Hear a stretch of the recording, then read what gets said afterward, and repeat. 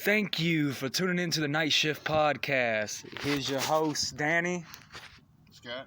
And our special guest, Krysalis, the Mighty Ambassador. Yo. Okay. This is our first interview on this bitch. So, Scott, how about you ask the first question, if you want? Question, talk, just, whatever the fuck you want to say, Holmes. I don't really give a fuck. Yeah, I mean, I listened to it. It was pretty straight. Yeah, for the first Appreciate time. that. Yeah. Like, how old are you, man? 20 years old. Yeah. It's like, I'm like 40. You know what I'm saying? It seemed like something like from when I was younger. You know what I'm saying? Like, it's kind of older. Old school. Yeah, it's got that Wu-Tang vibe. Yeah, I grew up on Wu-Tang, man. Wu-Tang is for the children, man. It's forever. So, I pay homage to my legends who influenced me to start rapping, like Wu-Tang, Nas, Ice Cube, Tupac, Biggie, all the legends, Mobb Deep. I was raised on that stuff. My uncle and my dad put me on game with that stuff growing up. Yeah. That's pretty decent. Now, like old school type stuff. Yeah. Now, if you had a rapper today that you could say compare yourself to, do you think you have one in the more of the mainstream, or do you feel yourself like you're too original to have anyone compare to you? To compare myself to? Yeah. Like style wise? Not just style wise, just like personality. How do you think fans could approach you? Like, I feel like I have my own style. It's kind of like unorthodox a little bit.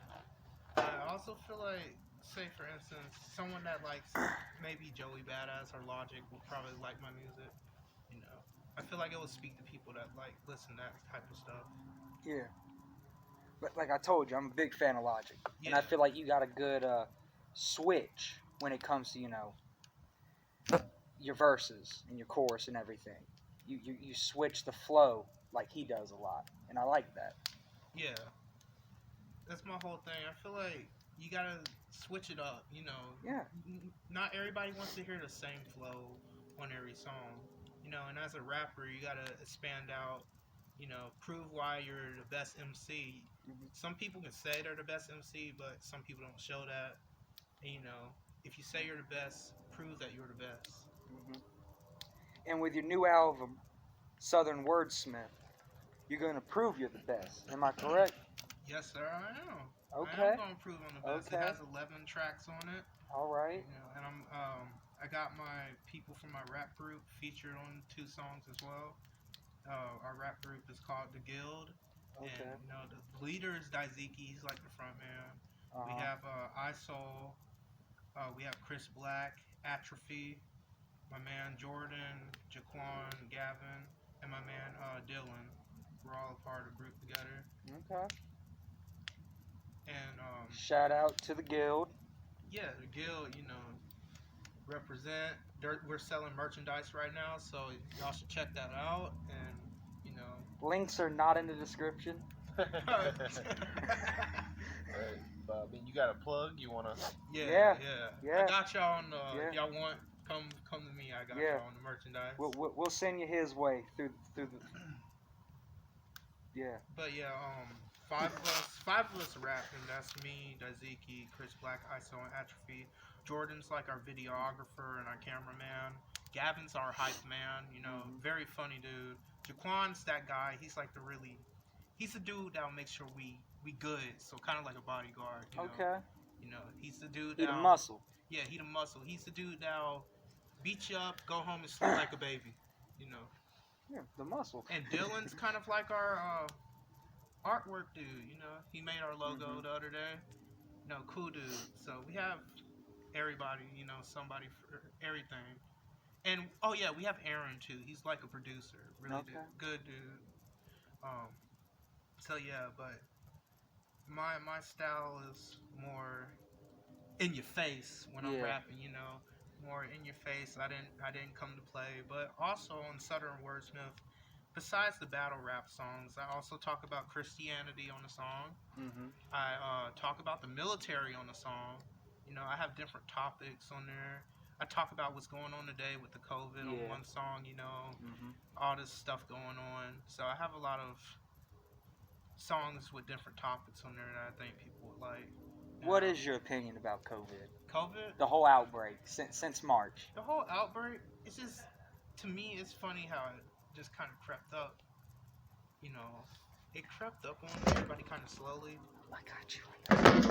And my whole thing about that is, you know, there's people that say the government made it. Or there's people, and my thing is, it did come out of nowhere. So that is a good theory. You know, I'm open minded. Yeah. The umbrella company did it, dog. The Umbrella Corporation. The umbrella corporation. but yeah, I'm not opposed to thinking the government might have had some play in it. But you know, COVID's just the whole thing's kind of ruined the year. We lost some good people to COVID. Yeah. You know, some people lost family members. We lost good actors to COVID, good musicians to COVID. Um, just a lot of good people. But I feel like next year will be a bit better, you know. Trust no one. Yeah. Are you political? Am I political? Open political. Yes, I'm open. Okay. I'm not closed-minded to anything, you know. Well, I was more mean like open to the people. Like you're open with your beliefs. Oh yeah, You're not closing it off to Oh yeah. everyone outside. Yeah, I'm making known what my beliefs are. You know, if people don't agree with it, you know, they just don't agree with it. You know, and then you got people who will agree with it. You know, I'm not gonna lose sleep if people don't agree with it. You know, everybody is entitled to, you know, their own opinion. You know, if everybody had the same opinion, you know, it wouldn't be interesting per se. You know. Merry Christmas. Different strokes to rule the world, no? Mm-hmm. In this day and age, I just don't even really understand how anyone can. Oh, I burned let me I put it to you like burned this. my work shoes, by the way. That's how I started. What this do you fire. think about the current climate in which someone who is a celebrity would even go on about trying to be one? Like, I mean, be a seriously. celebrity? Because, like, you gotta think, you know, these days with COVID, it's a year where a lot of things in America have changed. And, I mean, it's like, there's really not, you know what I'm saying, the same forum there was for any sort of art form. Like, you can't go to the movie theater and see a movie. You know what I'm saying? There won't be any live performances to go see an artist at. Right. It's just internet shows where you're basically seeing these artists in their homes Yeah. with their clothes on, performing in their living rooms. You know what I'm saying? Hair Right. and makeup Acting like done normal by like people. their wife and kids or something. You know what I'm saying? Yeah, the I mean, versus battles and stuff like that. Yeah. My whole opinion on that is, you know, you got those artists that still go out there and perform, which I don't think is a good idea.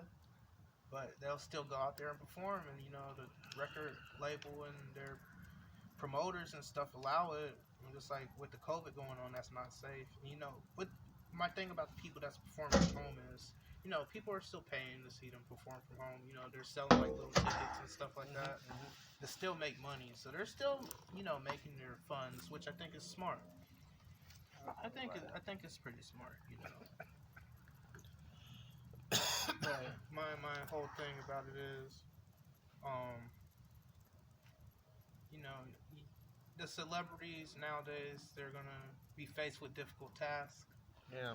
Most definitely, but like there's celebrities that blowing up still this year in 2020. Like my boy Jack Harlow, he's doing pretty good, and he's like out here and like new.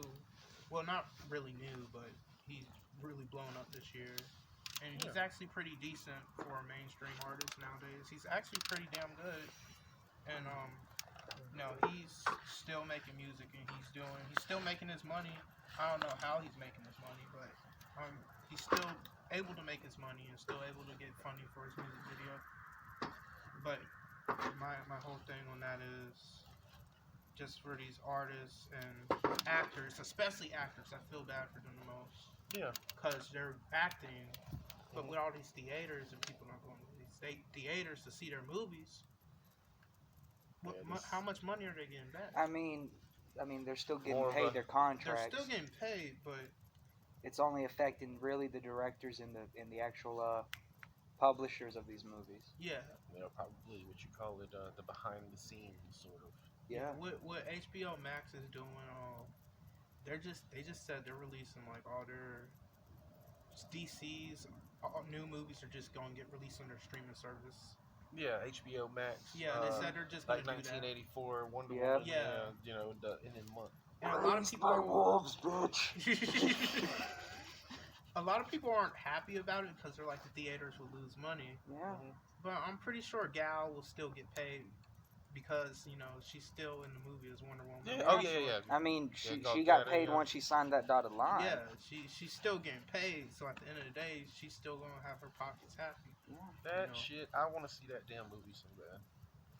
Wonder Woman '84. Hell yeah. This man's huge DC It's nut. in 2 weeks. I think it comes out in 2 weeks on Christmas Day. It does. I'm going to watch it on Christmas Day. Oh yeah, I love DC. I love Marvel too. I love comic books in general. I go to the little Top Dog comic book place on Washington Road, buy comic books. Good little place. But I'm gonna be honest with you, I don't know how to like this shit. I've never used like one of these before. Okay. I used like one of those big ass shits you use to light cake candles and shit like that. What? The little, the big. I don't know how to explain it. Oh, you're talking about the long light. Yeah, the long. I use Okay. that shit. Like, Okay. It's a quick rotation with the thumb down onto the press. down onto the press.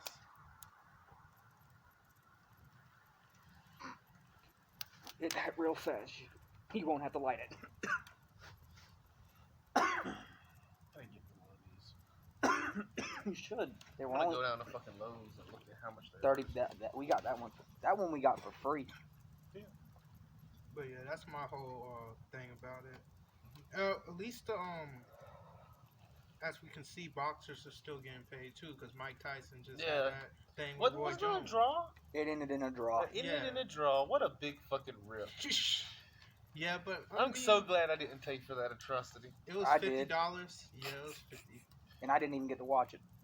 They just boxed it out the whole time, and then they were like, you know what? Good game. Yeah. You know what I'm But saying? it was good I to mean, see Tyson coming back after all these years, though. yeah, I will give it that. I mean, he was in proper form. Yeah, he still hasn't lost. He A lot of people was like he's old now. I'm just Motherfucker like, looks like he could still kill a motherfucker.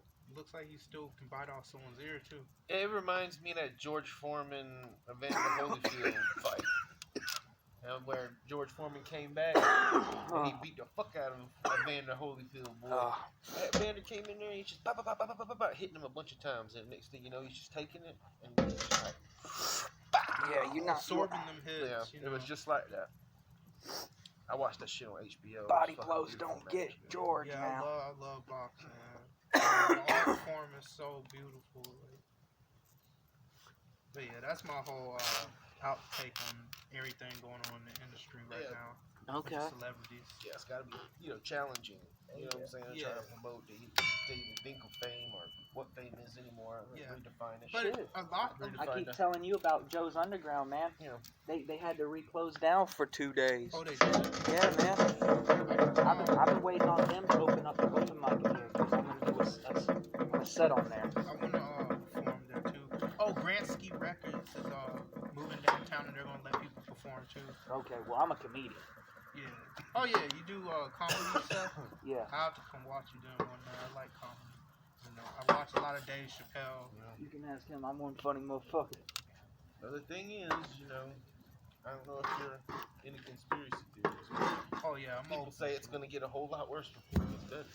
About COVID? It always does. I feel like it is. I mean, it's gonna be a new wave of lockdowns right off. You can see that in the news. Yeah. Right now. Oh yeah.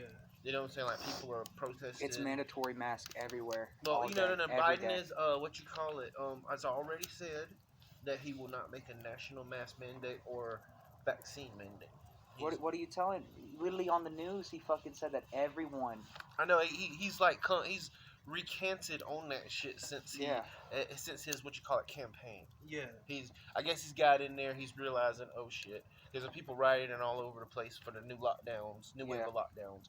There's business owners that go into prison and shit because they fucking refuse. You know what I'm saying? Right. And it's like, and so he's done kind of guess he's said he's not gonna make a national mask mandate, and he's not gonna make a national vaccine mandate. Just hit it real fast. I don't know.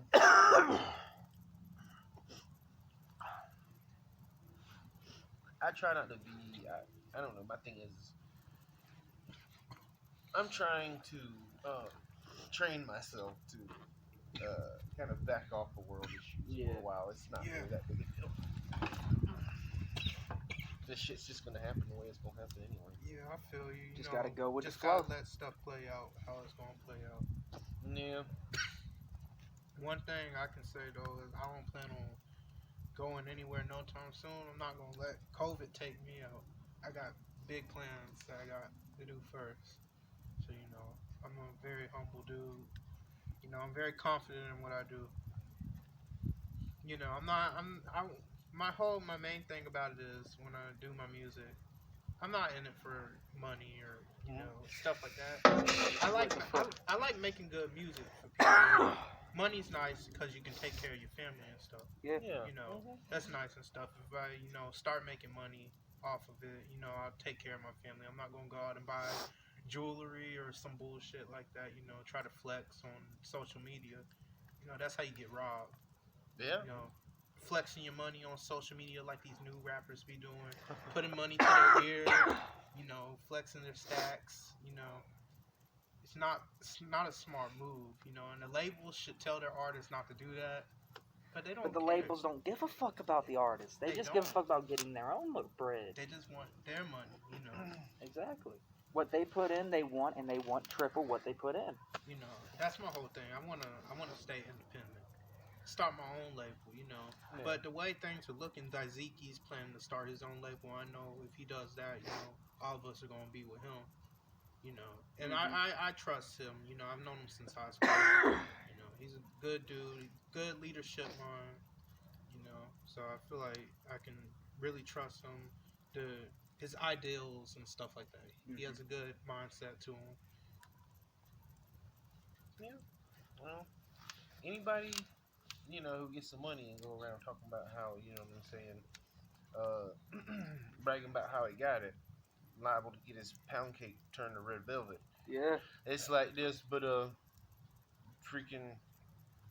Far as what I'm saying, the art form, being the reason that you're doing it and everything, or it's like that it seems very positive, but like there's like image in the rap world in particular, that it's like you a package, you know what I'm saying? Yeah. Like material, like money and hoes and Most definitely. image, it's kind of like hand in hand with the art form, I suppose. Yeah, like especially when you let people like I don't even know how he got into the game. People like 6ix9ine come into the game. When we start letting people like that get into the hip hop world, to me 6ix9ine is a hype beast. Back up now. Yeah. 6ix9ine is not. He doesn't represent hip hop at all. I don't know what 6ix9ine represents. To me he's just a clown. Okay. And that makes me ask you, what's your current thought of the industry, the rap game? The rap game right now? Currently, what's the rap game to you? How do you feel about it? It's 50-50 to me, We got the good mainstream artists. Then you got the whack mainstream artists. And then you got your underground artists who are putting in work out here. And they deserve more recognition. But who is the good? Who is the bad to you? What's your personal taste? Who's the good to me? Right now, currently. Yeah, we're talking about current rappers. Currently, I think J. Cole's pretty good. Fucking the Ville, man. Oh yeah, all of Dreamville's good. Fayetteville till I die. Yeah, the whole Dreamville's good. TDE's good. Rhyme Sayers is pretty good. Rhyme Sayers Entertainment, Slug and all them Atmosphere, Aesop Rock, Saw Rock, all them like that. Evidence, they're pretty good. I think Rhapsody's good. Um, let's see who else. Um, Even though Logic retired, we talked about him already. Mhm. He's pretty good. You think he's still a mainstay in the industry even if he's retired? Oh yeah, most definitely. He Okay. live streams and everything. People still give him mad love. And he'll probably get out of retirement in a couple Yeah. years. Shout out to I'll give you Bobby. I that. think he's waiting for his son to get older first, focusing on his baby Yeah. right now and all that. Like I said, 2-3 years. Yeah. By the time the baby years is done, he's gonna be like, "Fuck this kid." Yeah. But I'm proud of him. He seems happy with his new wife and his son. So, Mm-hmm. who else do I think? I think Griselda. Griselda's doing really good right now. West Side Gun, Conway, Benny the Butcher, really good artists. They're bringing back that old school sound. I really like Griselda. I really think YBN Corday is pretty good. He can spit. Kid's real good. Me and him are close in age, so he's someone I can say is really good. Yeah. For his age. Yeah. Really good. The whack artist I think about the whack artist 6ix9ine. Mm-hmm. I think he's pretty whack. Who else is pretty whack? I think there's a lot of people I can name. I think Playboy Cardi's kind of a whack I nigga. heard that.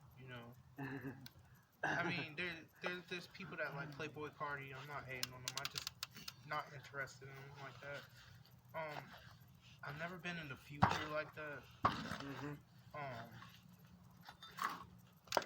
I What's your think opinion about Joyner? Joyner. Yeah. It wouldn't be fair for me to judge Joyner because I've only listened to like 2 joints. Mm-hmm. I only listened to like 2 songs, so I don't really have an opinion. But from what I've heard, he can spit. So Okay. he can spit. So I've heard what's the song, the music video where it's the convenience store and he's telling the story from the perspective of like a dollar bill. That's 100. 100. I like that one. That was the song that got me into him. Yeah, and then there's the one with him and Timberland that I heard too. Wasn't a big fan of the song with Timberland. That one was okay. I like the 100 one. I've heard that one. What do you think about rappers like The Baby? The Baby? Or I will also put other rappers who aren't as new, but I still think is an infestation, like Cardi B and the Doja Cat and all these. The Baby? Yeah. Actually, I have no problem with him. Okay. I have no problem with him. I think he needs to change his flows a little bit though. But for the most part, there's way worse artists than him, and I can understand what he's saying. So. Yeah.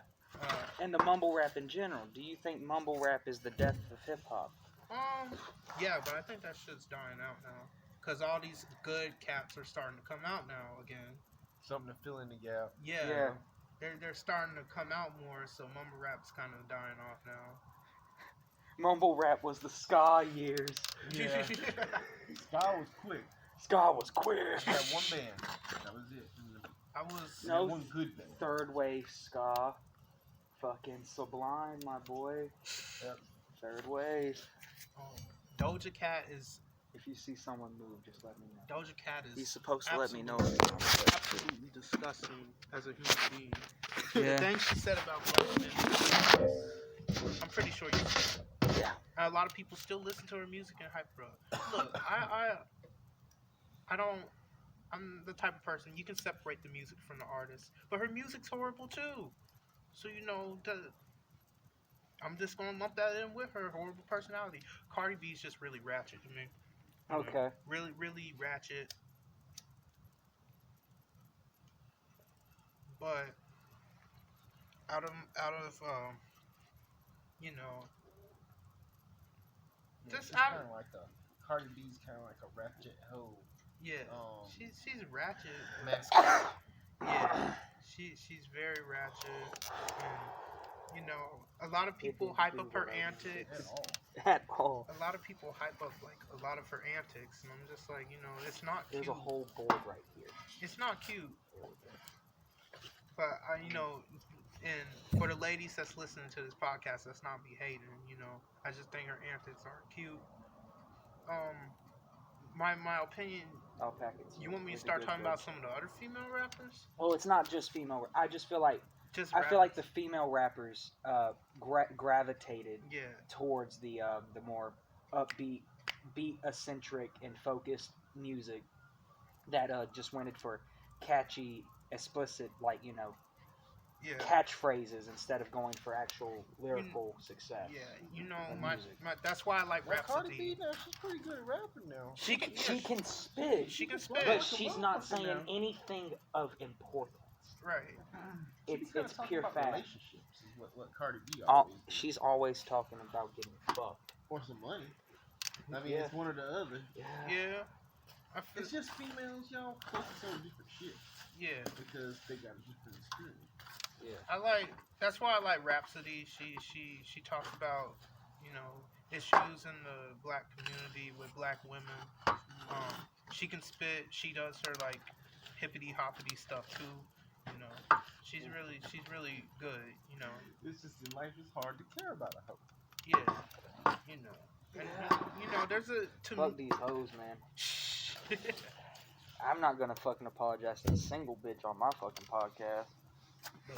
I feel like, but to me, there's a difference between a woman and a hoe. A woman holds I agree. a woman holds herself with a certain respect for herself. Mm-hmm. She doesn't have to show her ass or tits all the time for a man to acknowledge her. You know, she knows her place. She knows her standing ground. She knows her worth. You know, a hoe, you know, to me is a girl who thinks she has to show ass and stuff like that just to get a man's attention. But today's society, almost all your women in today's society are all hoes. We don't have much true. women anymore. That's true. From that It's a guideline. lot of these younger women, you know. I feel like The what you call it, the influence of the modern woman is not to be a hoe, okay? It's to what you call it, empower themselves in such a way that they put the hoish nature back on a man. You understand? yeah. To where you're gonna pursue them, but then no, got you, bitch. I'm hunting you. You see what I'm saying? Right. Then they have you quote unquote simping for them. You know. That's a popular word, simping. You know, me, you ain't finna see me simping for no one, like, cause I also know my worth as a man. I'm not finna run behind you.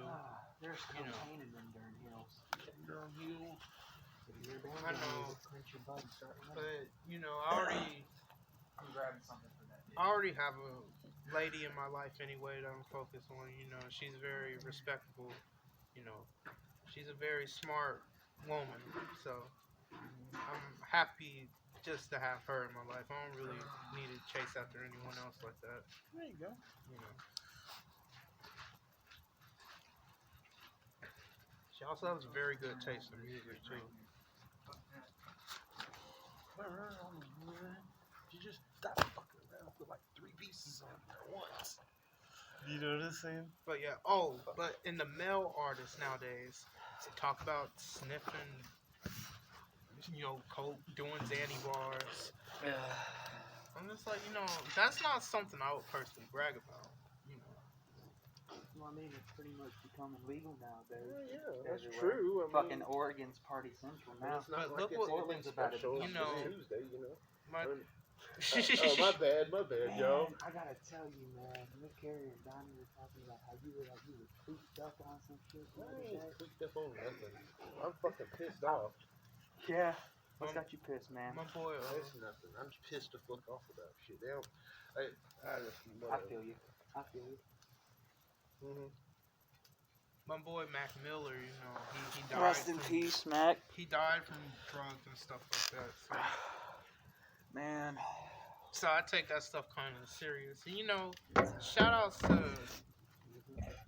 to 3-6 Mafia, you know. 3-6. You Fuck know, yeah, my and, boy. And Juicy J apologized for this. He apologized for, you know, if he made anyone like do drugs to his music. 3-6 Mafia, they were the first people to talk about in their songs doing drugs not selling them. They were talking about doing, lean, sniffing coke in their songs and stuff back in the day. I feel like that kind of influenced the newer artists. But, I think it was very man of Juicy to apologize, if his music influenced anyone to do that stuff. But, I feel like in the culture now in hip hop, if you aren't like talking about shooting people, doing drugs, fucking hoes, you're not considered cool. Or flexing your money or your jewelry, Yeah.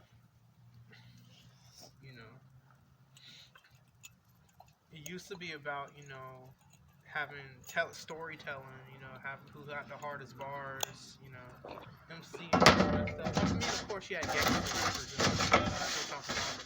Killing people, doing drive-bys and stuff. But, when they did it, it was a story. They talked about it in the story. They were telling you what was actually going down. Yeah, in the day they to were day. telling you in the story. Yeah. They was letting you know, hey, this what goes down in my hood. Hey, bitch. Man. I I don't know. Just thinking about yesterday got me fucking tense.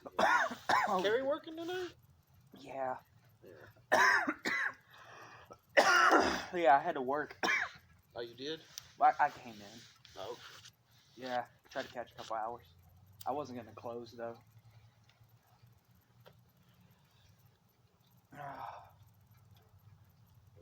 But yeah, and then there's a lot of the underground artists that I want to just shout out real quick. Now, currently, you got Aesop Rock. He's been doing it for a while though. Like I said, Atmosphere, Saw Rock. I listened to her new album; it was pretty good. She's a talented female MC. I would say on the more underground scope, I would say I consider people like Rock Marciano underground. He's really good. He's from New York. He raps very slick and smooth. Like, you got this. I believe in you, man. I got you. I don't think I'm ever gonna figure out one of them motherfuckers. Okay. It's like riding a bike. Once you run it once, you got it forever. So And you can ask him. I have this curse. If I grab a lighter and I'm trying real fast to get something lit, yeah, I have to go through 5 lighters just to get it. and then there's Rock Marciano is pretty good. I think Boldy James is pretty good. If you haven't heard of him, he has a very interesting rap style. I think Danny Brown's still pretty underground in my opinion because a lot of people don't listen to Danny Brown mainstream rise.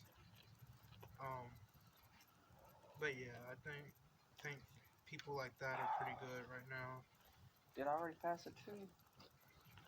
Wait, I was trying to light it for him. What the fuck? What you doing, man? Hit it.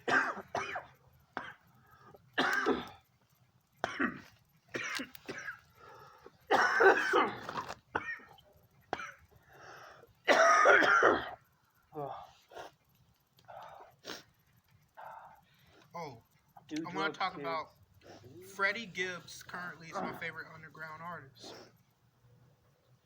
Freddie's pretty good. He's a good influence. He has his own rap style as well. And he did a song with a guy I'm about to have a song with as well. So that's a pretty big move for me. Dude's name is Teddy Andreas. What was his name? Teddy Andreas. I'm going to have a song Teddy with him Andreas. on my album coming out next year. Okay. And I'm calling the song Armageddon. I did invest for that feature. I did pay for that feature. But that all becomes a part of it. It was worth it. He gave me a very dope verse. Shout outs to Teddy. He's working on his album right now. But my album next year, All Kings Wear Crowns, is going to be produced by my producer, Winnis from Michigan. But my album coming out this year, Southern Wordsmith, produced by me. I made all the beats on that. Okay. You know, and there's 2 singles out right now, people, and Soldier and Camouflage and Shadowbox with the God are the 2 singles. Shadowbox with the God is a very good song. I will give you that. People love that one. People really love that one. It's like a indirect sequel to Toad Style, basically. Which is, at least in my opinion, podcast's favorite, Toad Style. Oh yeah, Toad Style definitely. I Because- still need to get a video for that. It needs visuals. Toad Style definitely. That was based on my comeback song. I took a 1-year hiatus from making rap music, and that's because I didn't like have any studio set up or anything like that. You know, I didn't know how I was going to record my music still. And I rebranded myself as Krysalis, came back with Toad Style because I recorded it downtown at the professional studio. And I've been using them for about a year now. Post Studios, shout out to Jeff, Bizzo, all of them down there. Good people. But yeah, I love making music, you know. I want to experiment outside of hip hop too, like you know, maybe a little bit of rap rock, a little bit of metal elements in my music. Yeah. Cool with all of that. That is always You know, you gotta keep an an addition. open mind. You know, I feel like everybody nowadays just wants to listen to trap music when it comes to hip hop, and there ain't nothing wrong with that. You know, there's good trap people like Ti. I think Jeezy was pretty good back in the day. People like that, you know. But you know, you gotta expand outside of that. But yeah.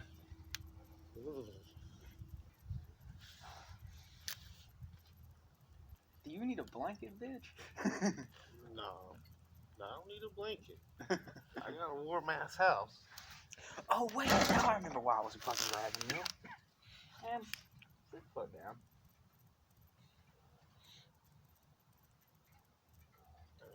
But yeah, That chair is cold. the new album is gonna be really cool. I've been working on it since 2018 actually. So I've been prepping a lot. Finally seeing the light, so that makes me happy. And I want to give a shout out to the people who've been helping me edit, like the single covers and all that stuff. My man Uriel from Maryland edits most of my Everyone step photos back and for a stuff. bit while I put this bitch on the flame. And my shout outs to Megan. She shot the photos for Soldier and Camouflage.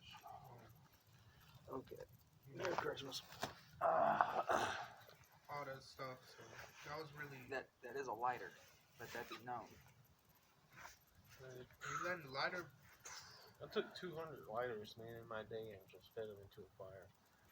I once poured gasoline It's like- all over myself and lit a fucking match and And then you'd be like, put another one. like I told you. Like I told you, I poured gasoline all over myself and lit a fucking match. Did I catch on fire? No. I seen a motherfucker do that shit and catch on fire. You the human So torch, bro. stop, drop, and roll. Man, I'm the fucking seeker of the flame. It's like, But okay. Southern Wordsmith. Yeah. When does it drop? Planning on dropping it December 26th. December 26th, day after Christmas. Yeah. Give the Okay. people something to get jolly to. You know. Yeah. The first day, everyone realized, man, this baby sucks. Wow. You know, maybe someone, put on Southern Wordsmith and that little baby gonna start crying. He's Yeah. gonna start bobbing his little head too. Yeah. Baby Jesus bumping his head. But Okay. yeah, Okay. It starts off with a song called The Awakening. Basically just me, talking my shit, telling you who I am, Yeah. what I came to do, Uh-huh. telling you why I'm the best. Then we go into the main title track after that, Southern Wordsmith. Another talking shit track. But the punchlines on that one is crazy. I made sure to watch what I was saying with the punchlines. Make sure y'all hear everything on that.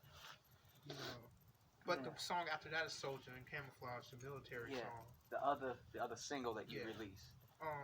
That song to me, after I graduated high school, I was planning to go into the military. I was, that was my whole plan to do that stuff. I've always been I've always been into the military type stuff, you know. And I was like, let me make a song about something that interests me. You know, put myself in like the sort of scenario if I was on the battlefield, and that's what that song is about.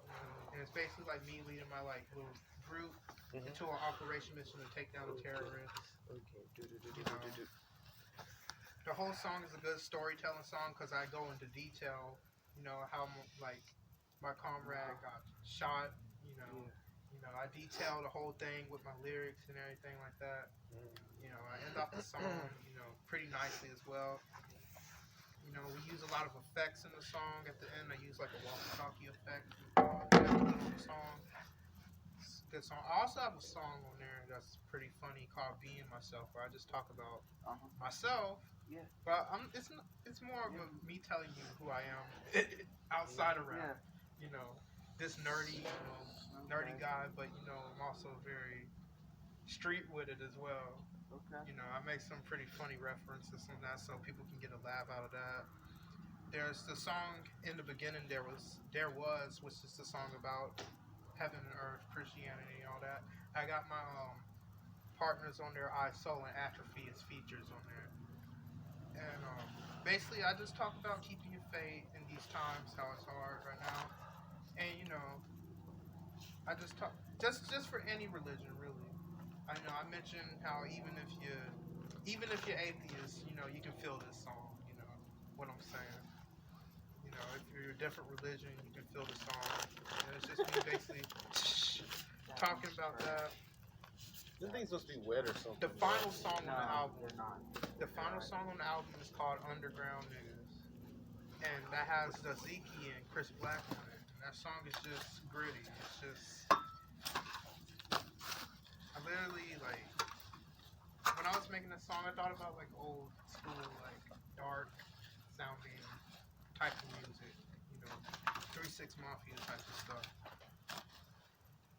If this bitch pops up because of that lighter now, I'm gonna need like you to jump into me to get me off this fire.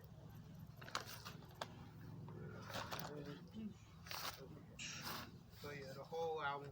One of my personal favorite song on Southern Wordsmith is Excitement, and I did a video teaser on that the other day, which people can check out. Song is pretty. It's basically me flexing my punchlines on that song, talking about really exciting stuff on there. Like I say a line where I go. How does it go? Where I go. You're soft like a pillow, but a brother like me, I'm hard like a willow tree. We swarm like killer bees, X-Men like Wolverine. Stay high, we smoke the green. Outcast, so flesh, so queen. I'm a king, I need my queen. See Jake, we flee the scene. Lick shots in his spleen. And I say I'm nasty with these bars, no doubt I'll go far. Like racing on the speedway, big up NASCAR. I'm a local star, suing international. My battle raps are rational. I say stuff like that, so you know. Okay. See, right there. You know. That's a wonderful sample of what you are Yeah. On the Nightshift. on the Nightshift podcast. You know. Look at that. Who knew we had a fucking musical guest? Fuck it, this is. What's the abbreviations for the Nightshift podcast? I don't know. NS. There you go. There's the lighter. Oh my lord. That was the plastic one though. I've There's been the rapping ceramic since- one. You know the torch one's gonna have more pressure in it though. Yeah, if there ain't no flame, it's gonna go too. I've been rapping since 2015 though. You know, Get ready for the fire to fart at you again. started writing. I started getting to like rapping myself at the end of my 9th grade year. You know, I said my legends can do what I can do it. You know, my first song, what was the name? It was called Diss Track. It was trash, but you know, I freestyled it and I was like, wait a minute, I can rap. You know, like the vocals were horrible on it because I used like a shitty audio app on the PC and some shitty little headphones because you know I didn't have money back then.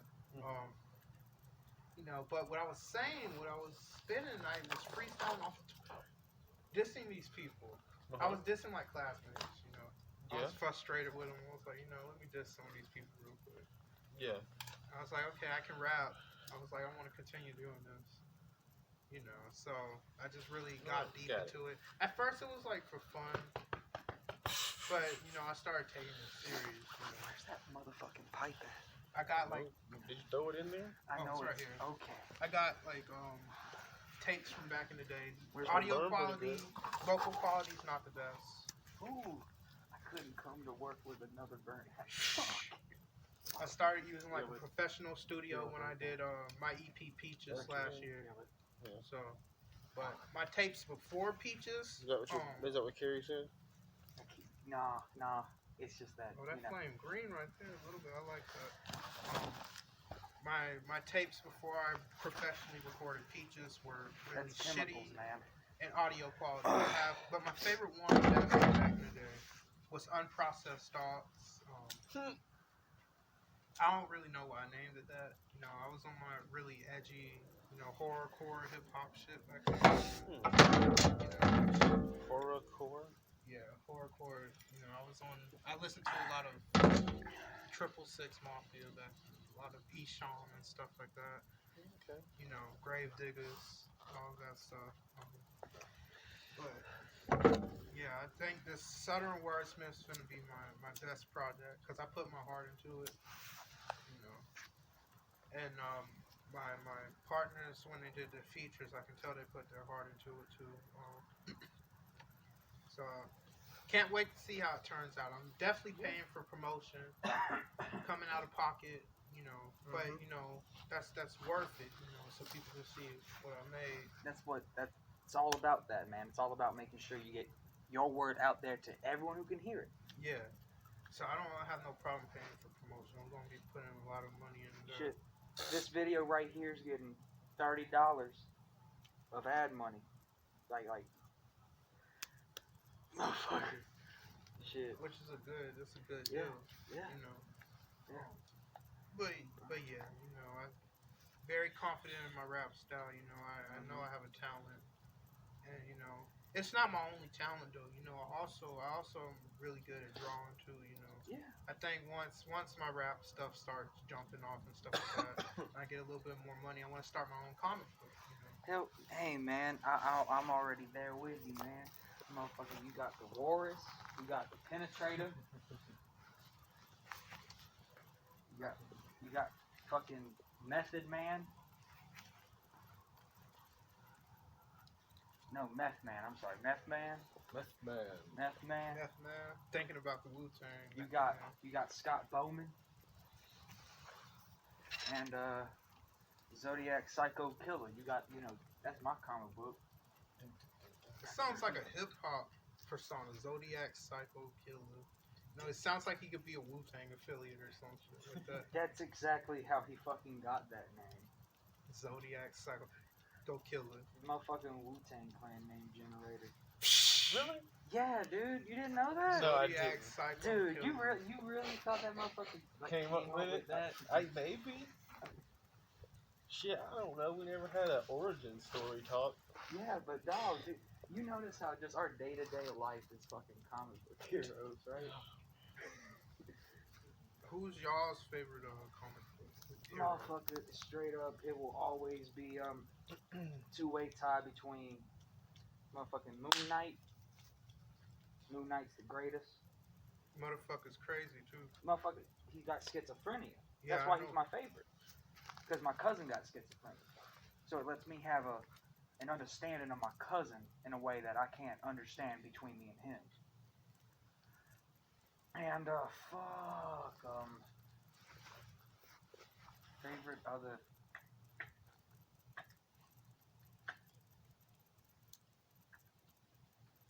Deadpool.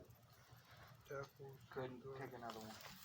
Yeah, pretty funny as fuck. Yeah. My Yeah, man, but he used to be just, you know, just a straight killer. It wasn't until the 90s that motherfucker became funny. Yeah. A long time of Deadpool.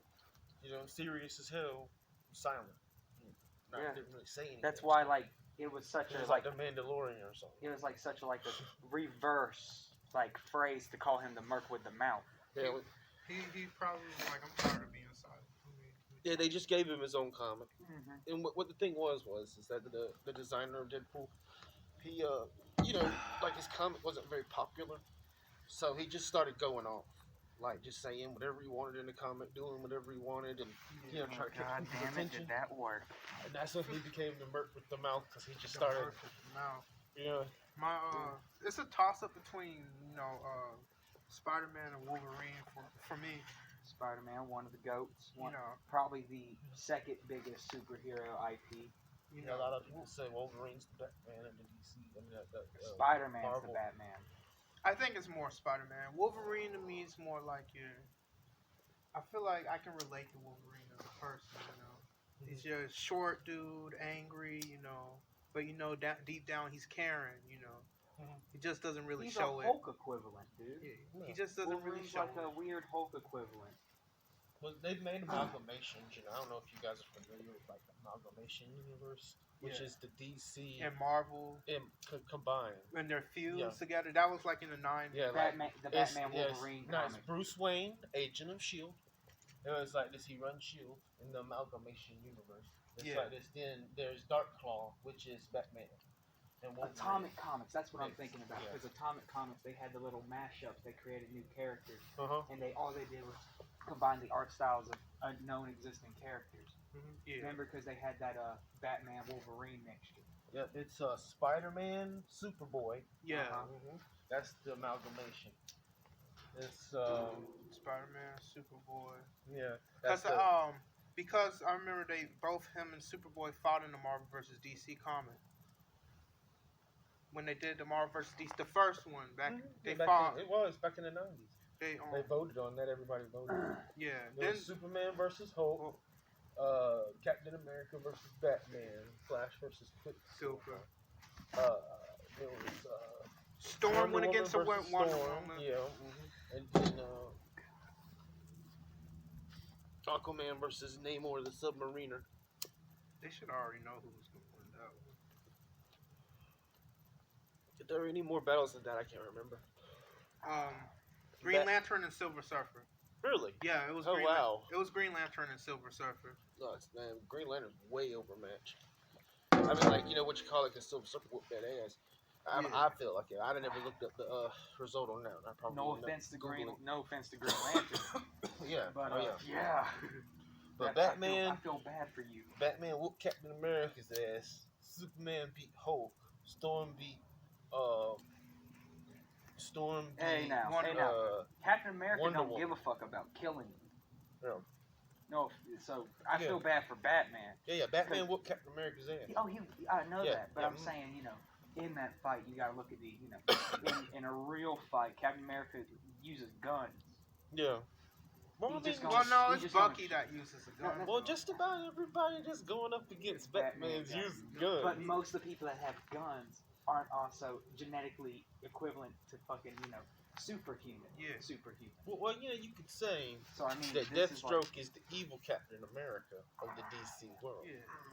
Because he doesn't have a shield, he has a sword. My thing about it, though... But Mirakuru, makes him... Deathstroke's not really... To me, he's not really a villain. He's more like a... Anti-hero. Yeah, anti-hero. Like, sometimes he'll do good shit. Sometimes he'll do bad shit. Like, Magneto is not a villain at all. He just has different, He's views. Malcolm X. Yeah, he's Malcolm X. Yeah. He's Thank you. Finally, someone said that in person. I'm just like, I've been thinking that for years. He's Malcolm X, is Charles Xavier, is Martin Luther King Jr. Yeah, and that's yep. What's the name of the fucking series that you talk about all the time? In that respect, I could really see those characters flipped around. It's like, because they're talking, about when they're doing the X-Men, that they're going to make Charles Xavier a black guy. They're going to make different people, like more of a racially diverse cast. Yeah. And, when you put it in that context, I could really see Charles Xavier as a black guy. You have Storm, who's from Africa, Colossus, who's from Russia, Rogue is from the South, Gambit's from the South, Wolverine's Canadian. You have all sorts of people that have been X-Men. Nightcrawler's German. just have a diverse cast that Xavier has for his team. Makes me think about House of X. Yeah. Most badass shit they done a long time for X-Men. Greatest fucking See, thing they in put comics. X-Men on hold for nearly 15 years, okay, because of the fact that Disney bought Marvel, okay, and fucking they couldn't make no movies, so they just abandoned the comics pretty much. Yeah. Then they made Quicksilver and Scarlet Witch non-mutants, Yeah, which was stupid. then right, they boost up Avengers hard in the movies and in the comics because that's what they have 100% rights. They had to build their weakest known actual property, Yeah. Marvel Comics. And they because bought the Avengers Fox. Is slow. They bought Fox just so they could get them rights back. Yeah. For the Marvel. Because X-Men was Marvel's most popular team. Oh yeah. You can relate to X-Men. It was like this, but I mean, it's really like all of the characters in the Avengers are larger than life characters that really regular people can't relate to. Yeah. You Rich got a guy who's super soldier. Yeah. Fucking trying to remember. Fucking alien / Norse god motherfucker. Yeah. You got some dude from another dimension. I feel like radiation. You got a dude from the 1950s. I feel like people can relate to Hulk, not in the monster aspect, but Bruce Banner, when he gets angry, turns into a different person. Yeah. And people in real life do that too. When they get angry, they can turn into a whole different person. You can relate, but like there's no like true like human semblance Yeah, between that. Yeah, Hulk. This motherfucker is super radiation, big lifting man. Yeah, I feel like he's the most relatable one though out of. In a way, yeah, and Black Widow, fucking secret agent, sexy bitch. Hawkeye, guy with a bow and arrow. Bitch with a bow. Hey Hawkeye. Yeah, I know, right? You can relate to him if you do hunting every day. But yeah, the Avengers are mostly just. Which Avenger had a sword? I don't know. Fuck it, I'm the walrus, dog. This virus is son of a bitch. A lot of people can relate to Spider-Man, Yeah. He was just a really nerdy dude, that got really powers, but he uses them responsibly, I kind of felt like that show, what you call it, Heroes? The first season now, not all the rest of them. Yeah. The first season. I kind of felt like it really kind of how. I feel like that's the one aspect that they never really like covered good in the movies. It's like the minute that they figured it out. And that's the aspect of the X-Men that they ain't really put in there either. It's that like all these kids, they're like freaking out, and the next thing you know, they're shooting a fireball out their chest or something. Yeah. That's the one. I don't know. It seems like everybody's just way more in control. But I will say, and they're willing to accept that this is happening. The reason why Fox, even if Disney couldn't have bought all of Fox, the reason why Fox would have still sold X-Men and all those rights is because Fox had no idea how to make anything involving the X-Men. Yeah, the movies were getting worse. Four. The movies were getting worse. In any way. Well, we sacrificed. Well, 1, 2, and 3 were solid. To have really, really good Avenger movies. Yes. Yeah. Notice how, but they could have went more the style of Sony with Spider-Man and Warner Brothers. How they've always been like, yeah, Batman. We're gonna either give you 1 or 2 really good movies, 1 okay movie, 2 what the fuck movies. Yeah. Then 3. I don't know.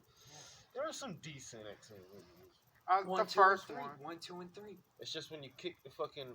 There's some really bad like I kind of shitty like lines. that in the Wolverine first one. Origins movie wasn't bad either. Well, how fucking dare you? Origins? Dude, that shit was a fucking travesty. My thing is about that movie though, is if you read that original storyline, that original comic from where they explain Wolverine's background and everything. It was very similar, like as far as a movie adaptation. I think people were more mad about Deadpool. I'm sorry that a shitty interpretation of an already shitty story is kind of shitty. Yeah, I never liked Wolverine Origin. It was like they had to. They had the comic. It even has. Well, they had to have that come out after House of M. Yes. You see what I'm saying? Yeah. at the House of M, finally revealed who the fuck Wolverine was all these years. Nobody fucking knew. Since the second that the comic started, he's Logan Logan. Nigga never even knew his own name. You know what I'm saying? And it's like this, and then all of a sudden, because of Witch shifts the universe in the House of M, somebody calls him by his real name. Yeah. Then, Speaking like, of that, when fuck her for that. yeah, and it's like this, and when the universe flips back around, right, everybody realizes, right, the government, they realize that Wolverine still remembers. Yeah. His name's James Howlett. That it's like this, you got motherfuckers, right, in huge underground secret bases, and they're like, you see a guy, right, and he's killing everybody in there, okay? Then he goes to the surface, right, and then he shuts the door, and then he, like, kills himself. Like, now the secret's safe, because Wolverine found out his name and shit. Yeah. Like, that's how bad it was. You will never deny me as a flame. But then after that, thank God, motherfucker finally done stepped up the game down here. Oh, I'm sorry. Show me what the hell this thing can do here. Oh, you are. It's all about waiting. Yeah, I see. You got it. Freeze for a good little while, and then Who's this motherfucker freezing, actually dog? take the bag and set it on fire. Did I have to grab my lighter to do that? No. But that's because I've already been trying that the last 10 minutes. I like Okay. I make a lot of like references to comics. Motherfucking Pompeii out Comics, here. too.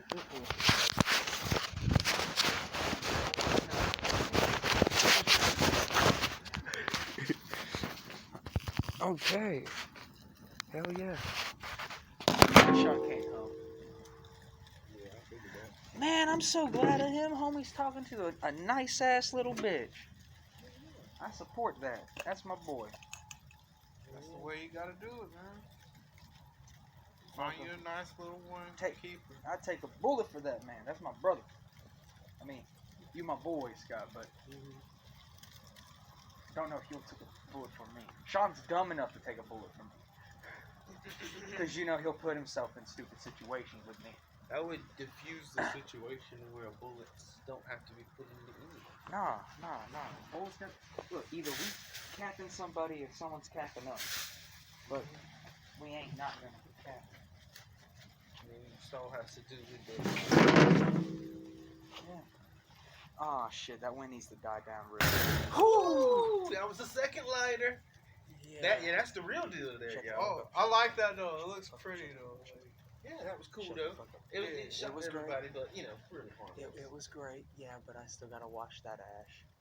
The ground's wet, but that noise combined with that there's a fucking fire in the backyard. I was hoping it would have exploded earlier. Really? But But that, yeah, that that's shit was my- nice. Yeah, Pretty I'm cool. like grew up on comic I'm a books and stuff also like that. I'm a pyromaniac. I can do your lighting and your fireworks for you. Mhm. Wait, that's pyrotechnician. I'm sorry. That's what I am, a pyrotechnician. Pyrotechnician. Yeah. You can relate to that. The one mutant pyro then. The one that likes fire. Oh no, I'm saying like I professionally can do it. I'm not saying like I'm like just lighting shit on fire every day. Yeah, I'm not a pyromaniac. Shut the fuck up, Scott. Hey, we gotta talk to you, dude. Also, I got some roaches. That shit told me Yeah. earlier. Yeah. Well, you got a fire, don't you? No. I'm talking about you, wanting to get some. Oh yeah, I know. I like those kind of pipes right there because they don't burn you like the metal ones. Cannot stand them metal shits. Like Oh, trust me, you can get burned with this motherfucker. If you're smoking by yourself and you're trying to get high, you can burn yourself. metal shits hurt. Like,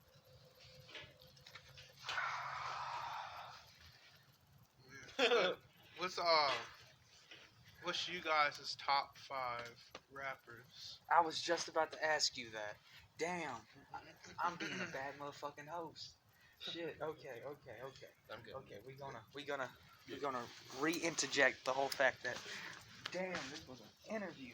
Okay, what's your top 5 favorite rappers? I know that was exactly what you just said, My top but 5. I gotta ask you this because Okay. that's what I'm supposed to be doing.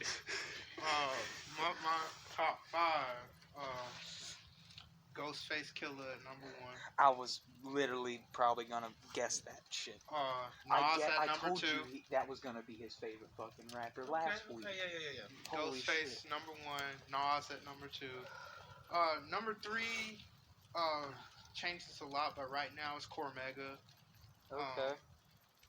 Number 4 is right now is Corrupt, Uh-huh. and number 5 is Del the Funky Homo Sapien. Okay.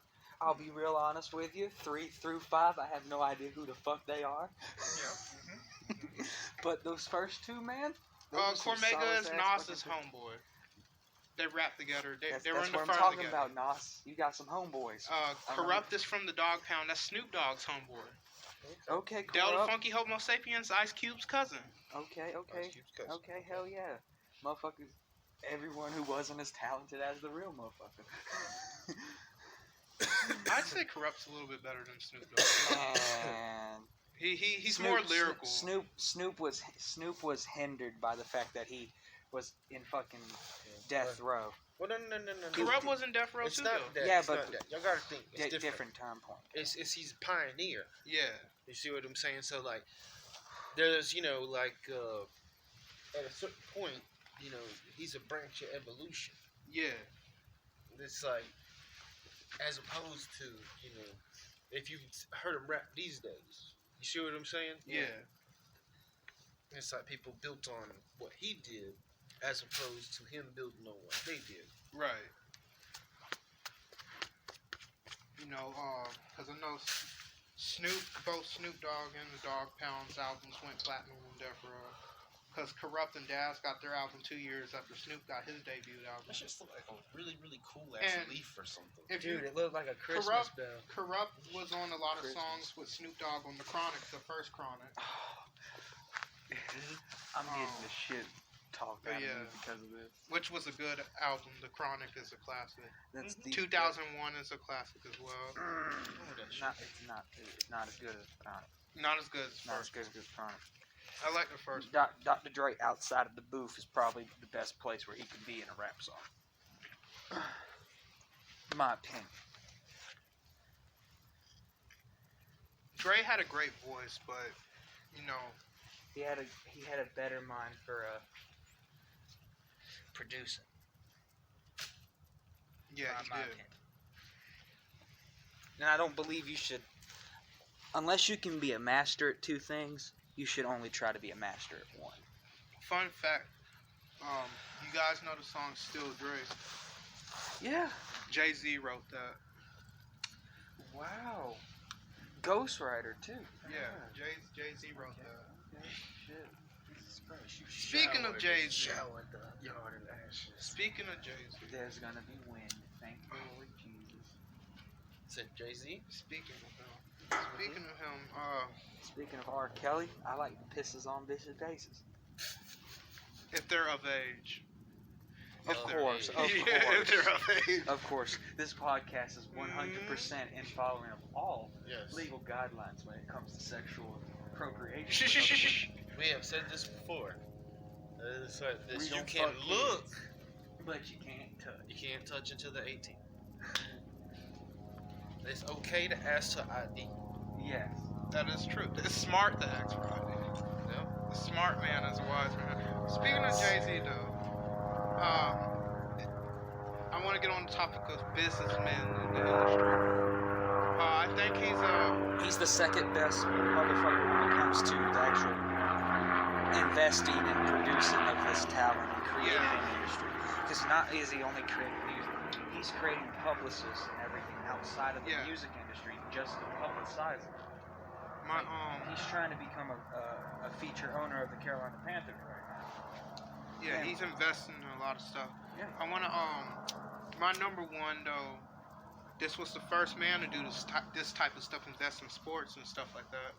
A lot of people, not a lot of my generation doesn't give this man his due. Master P needs his respect and due. He was the first person to get into bring sports into hip hop. With the basketball stuff, invested in sports, invested in clothing lines and stuff like that. the idea of a baller wanting to be a rapper and a rapper wanting to be a baller. Yeah, I really gotta give a shout out to him. And you know, me being from the South, seeing him also being from the South. You know, a lot of people back That's in the that day. regionalism, man. Yeah, a Man, lot of fuck anything that ain't from here, man. yeah, you know, a lot of people back in the day was like Southern hip hop is big music country. You know, country people trying to rap. MJG, Chameleonaire, motherfucking Outcast, Andre Speaking of 3000. A-Ball and MJG, Mama didn't raise no punks, motherfucker. I saw them brothers perform in concert, and they still got it. You know, A-Ball Throw and them MJG. hands up. I like Chameleonaire, but my favorite Texas MC of all time probably has bring to that out, be We're gonna- Scarface. Scarface. Scarface is very He a homie with Chameleon though. yeah. Scarface. He homie with everybody in Texas. Scarface. I mean that. Except for I'm- little Flip, unless they're cool again. But you know, How does it? I wonder how it would feel. You know that the biggest artist from Texas right now is fucking Post Malone. Post Malone's from Texas. Yeah, man, motherfucker from Austin. No, I think Travis Scott's the biggest artist from Texas right now. Travis Scott's from Houston. Megan's, Post Malone has bigger reach than Travis. Megan's also from Houston. The Stallion. She, you know, she's not as big as either of those guys. Well, with females. Well, yeah, but I mean, I'm talking about all demographics. She's her man. own demographic. Well, she did a fucking fire ass bar on Eminem's album from February She of was on last Eminem's year. album. Yeah, man, motherfucker, the second song. She she did the whole first verse. I'm gonna be real. I And didn't it- listen to the album. Fucking great. I have the last Eminem album I listened to. It's probably the Eminem show. Dude. I'm missing out, but I've been getting Dude, busy. that's probably the greatest lyricist to ever exist. I mean, no one has a better use of the English language in any art form Then Marshall Mathers. better than Marshall Mathers, and that has been tested time and time again through every album that he's released. I do want to give Dr. Dre He found his the credit, best though. rapper. You know, Dr. Dre has a knack for finding talent. Yeah. You know, he has a knack for finding it. And he found Money Man fucking 50 Cent. Well, Fuck 50. Eminem found 50 Cent. Yeah, but without Eminem, We you would- can't get 50. Yeah, that's true. And remember, 50 Cent signed to Aftermath. So You know, it's Get still a Rich or Dre. Die Trying's actually 50 Cent's second album. It's not his Yeah. first album. Well, it's the one. It's the It's one the that one was that good. got released. Yeah. His first one didn't get released Yeah. because he got shot and his label dropped him. They were like, "Oh no, you bad." But his first album, Fire, it's on the internet. 50 a bitch. I don't know what happened. I feel like he felt. Lloyd Banks was the best in G He got a Unit. good couple songs. Lloyd Banks was the I'm best just in talking G about him Unit. as a person. He a My- bitch. I mean, Yeah. motherfucker, that's gangstalicious. My it is gangsta. Oh, Dougnificent is ludicrous. Yeah. See, way better. Because Thugnificent ain't no faggot ass bitch. Ludacris isn't either though. Yeah, Ludacris had his day, man. But that's what I'm saying. Ludacris's guy, represents him. Gangstalicious. That motherfucker was dressing in motherfucking purses and motherfucking pink skirts. Well, the And thing like about- a bitch. Yeah, there was all kinds of episodes where he's going crazy like that. Yeah, he want to be like Andre 3000 or something. Yeah. F Granddad is a classic. Yeah. Yeah. Forgot the It- roast began. Hot as shit. Yeah. If it's burning you, man, it's all good. Just hand it to me when you don't want to get burned. Because I'm used to it. Just pop it. Just pop it in my hand. Just pop it in my hand. There we go. Yeah, man. You I know. create fire for I am man. The reason why Ghostface is my favorite MC is just the man. He's been He's so iconic. he's been so consistent you know. Are you looking forward to his next album coming out? Supreme Clientele too? Two? Yes. Yes, I am. Supreme Clientele is my favorite Wu-Tang solo album. I know for most people Yeah. it's Liquid Swords or Cuban Links, you know, Yeah. but mine's Mine. Supreme Clientele. I think both of those are exceptional albums as well, though. They're both great, both amazing albums as well. But Ghost, you know, he has the voice, he has the lyrics, he has the soul, puts the effort into it. You can tell he really loves the art form. You know, doesn't bullshit around, and he's real out here. Like outside of music, he's real. He'll actually slap you. He'll actually punch you if you talk to him like you're crazy. You know, there was a great reference on Bloodwalk. Lil Wayne said, "Ghostface Killer" with the ankle bracelet, talking about Ghostface Killer's previous house arrests and everything. Yeah. Talking about how he's straight up little motherfuckers got reach everywhere, man. Yeah, he's Ghostface is just iconic. You know, he's a Method Man's the face of the Wu-Tang. Yeah. You know, but to me, Ghostface is the heart of the Wu-Tang. Besides the RZA, because he's the producer. You know, the main producer. Better get out of here, man. You are really? I'll see you later. Oh, It was nice talking with you. Nice talking with you too, man. All right, man. You have a good one, bro. You have a good one as well. Shit, home. See y'all later. See you later. But yeah, that's Okay. It's a whole load too much. Well, that bitch is gone. all of them are like iconic. But yeah, they influenced me and stuff like that. I'm hoping to make songs with them one day. Hopefully. I mean, there's always the dream, man. Yeah. You know, I know most people want to make songs with little whoever, nowadays, so they can blow up. There's only one motherfucker who I'd ever want to do a song with, and that's probably fucking M. Eminem? M, man. Because that for a white guy, it's so good to have Eminem as a rapper. Because it allows us to listen to rap. You might get murdered on your own shit, but it still is a good opportunity to have him on your song. Exactly. I mean, if you have Eminem on your song, you are guaranteed a career. That's Guaranteed a career. And it's also, everyone knows Eminem's better. You might as well just accept it. Do your best and understand it will never be as good as his. Right.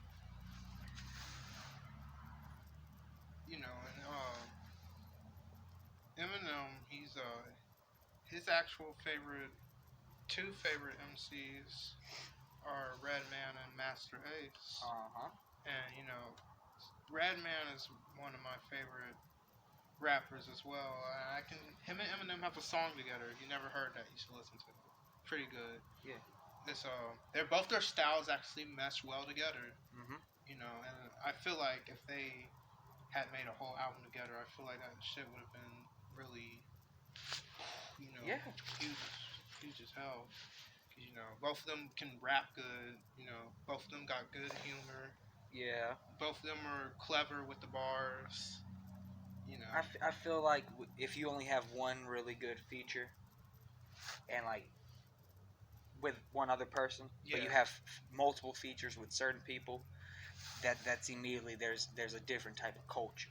Right. The reason why M can look at Lil Wayne or Nate Dogg or motherfucking Royce da 5'9" and be like, yeah, I'm gonna consistently always have you with me, is because they're like, I know how y'all operate. Right. So there's got to be a big non-working thing between them, because the song's great. I know what you're talking about. Yeah. But you don't see anything else like that with them, so you can immediately tell that that's the one that's not working. Yeah. I feel like, because the thing about it is everybody has their own, friends in the industry. You always saw Redman and Method Man together. Yeah. Because that's a dynamic duo. Exactly. You see Raekwon and Ghostface together because that's a dynamic duo. Everybody has their thing. Royce and Eminem are a pretty dynamic duo. Bad meets evil. is the fucking greatest. Bad meets evil is the thing. Living man. life in the fast lane. Better than I Scary will. movies, man. That's the Yeah. track. You know, I love that track. Snoop Dogg and Dr. And Dre were a dynamic. shout out to duo. Eminem for finding fucking Royce. Yeah, he found Royce. Eminem put Royce on the map, and finding Royce allowed to put so many others. Royce was on Yella. the first Eminem album too. The very first one. Yeah. That's right. Was and then I'm glad they got over their beef with the whole D12 thing, cause it got blown out of proportion. Yeah. But you know, speaking on D12, They're dead. It's Yeah. dead. yeah, The only one that's really doing anything, you know, besides like Nate Dogg, Bizarre. all these is Bizarre. Yeah, Yeah. Bizarre's really been steady. yeah, cause And- I don't hear anything from Conniva. Rest in peace to Proof. Yeah. He was the second best one out of the crew. To me, he was. I've listened to a lot of his underground stuff, you know, when he was alive. Nate Dogg was in D12? Yeah, he one of the motherfuckers. Yeah. You sure? I'm 55.5%. I gotta look that up when I get home now. Yeah. I did not know that. Yeah. I mean, if I'm wrong, I'm fucking wrong. I'll be the first one to say we don't really, you know, proof check anything before we say it on this bitch. I'll have to look that shit up. Like, man, if Shark said But fucking Nate legs. Dogg doesn't rap though. He's like melodic and stuff like that. He was like he was really great with his voice, you know. Yeah, I would say what I want to see from my man Eminem next. I want to see him make a project where with Dre again. You know, that's this. I want to see him. We had that. We already had that. like fully with Dre. I mean, Not majority of Kamikaze was with Dre, yeah, and majority of Music to Be Murdered By was with Dre. but And like Music to Be Murdered By has just slowly lifted to be probably his third best album. Right behind Marshall Mathers LP2 my favorite and Recovery. Eminem album is the Marshall Mathers LP. I remember the first song I ever Bonnie heard. and Clyde, man. Yeah, that was a good song. First song I ever heard from Eminem was The Real Slim Shady. Kim was the first one I've ever heard. I remember listening to that shit when I was younger. I was like, this white boy can spit. I am. I was whatever like, you say I That, am. And if that I dude wasn't, can spit. I was like, he what can you say spit. I am. I was like, he's Yeah. saying some crazy shit. Like, go to Burger King, spit on your onion rings. I was just like, damn. Yeah. I was like, that's some crazy shit, and I enjoyed that bar as a child. Yeah. I was like, that's a pretty funny bar. I was like, I like this guy, you know. My teacher tried to flunk me in junior high. Thanks a lot. Next semester I'll be 35.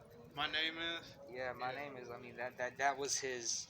That was the one that put him. That was the one song that put him on the map on that album. Yeah, that was his first big single. Yeah. I like. My name is. It's good. The Real Slim Shady. Kim Criminal.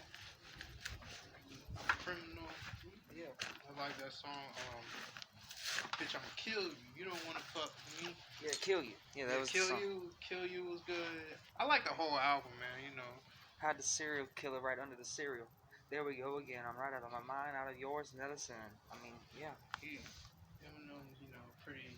I feel like He's consistently the gotten better. the Caucasian kids had someone that looked like them, Yeah, who they could look up to. Yeah, I mean, and I respect that. As an African American dude, I respect that. Eminem really respects the culture, so. I mean, he's helped create more of it, man. Yeah, I respect it. You know, there's a lot of people that hate because he's Caucasian, but I'm just like, dude can spit though. I'm just like, you can't hate. You know, for the longest, it was really only Latino rappers and African American rappers and the Beastie Boys. Yeah, Beastie Boys don't count. You know, they're experimental though. They're not religious. But I love their music. But for the longest, there was really No one that was really Caucasian that could really rap like that.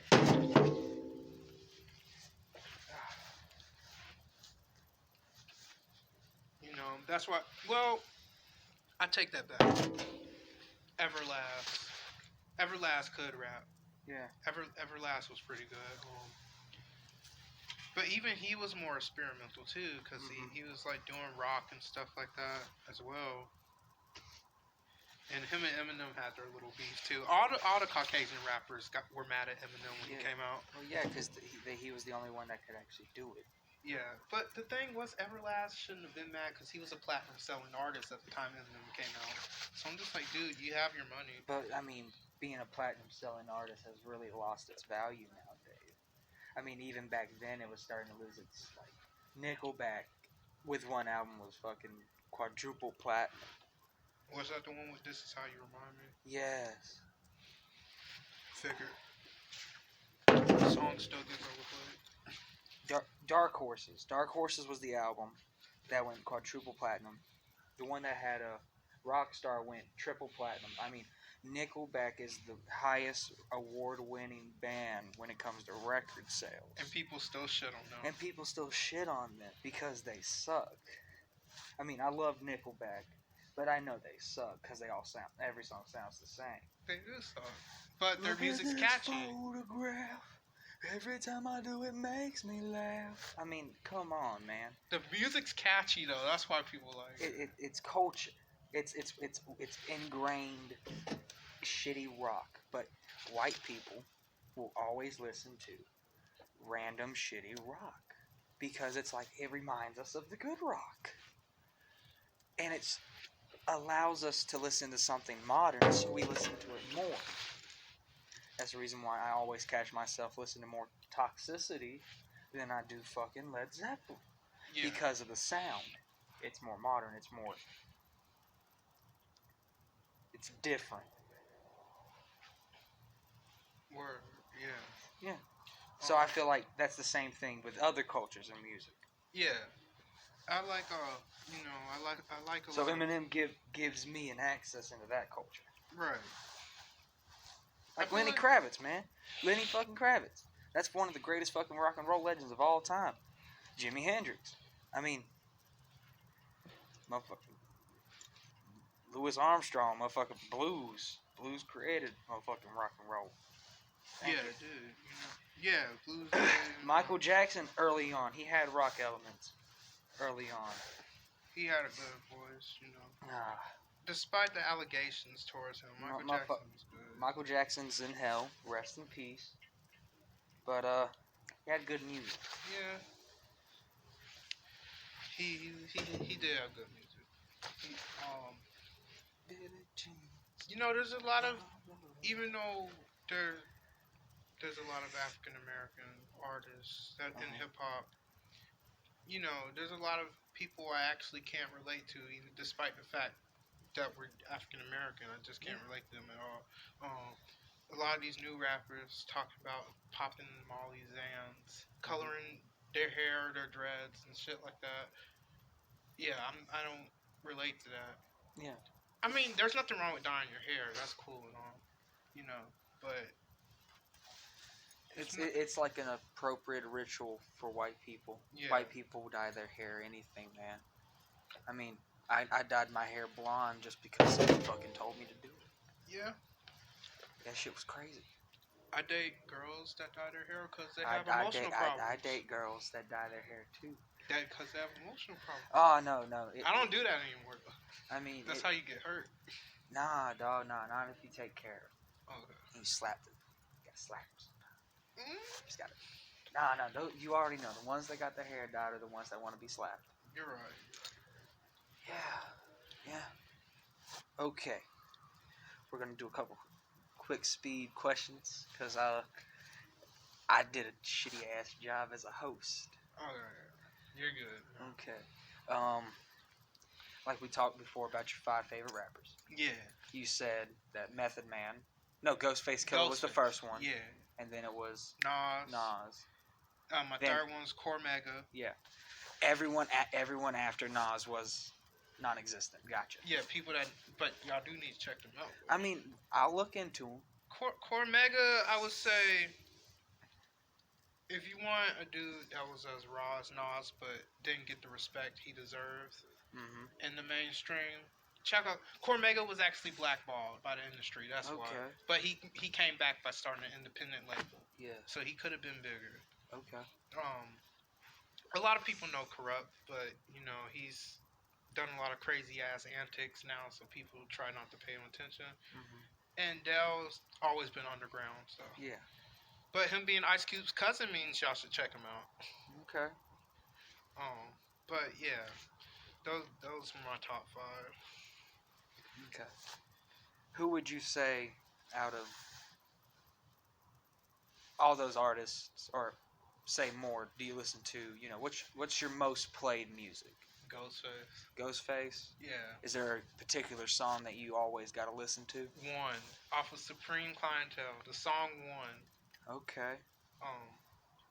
Yeah, he goes.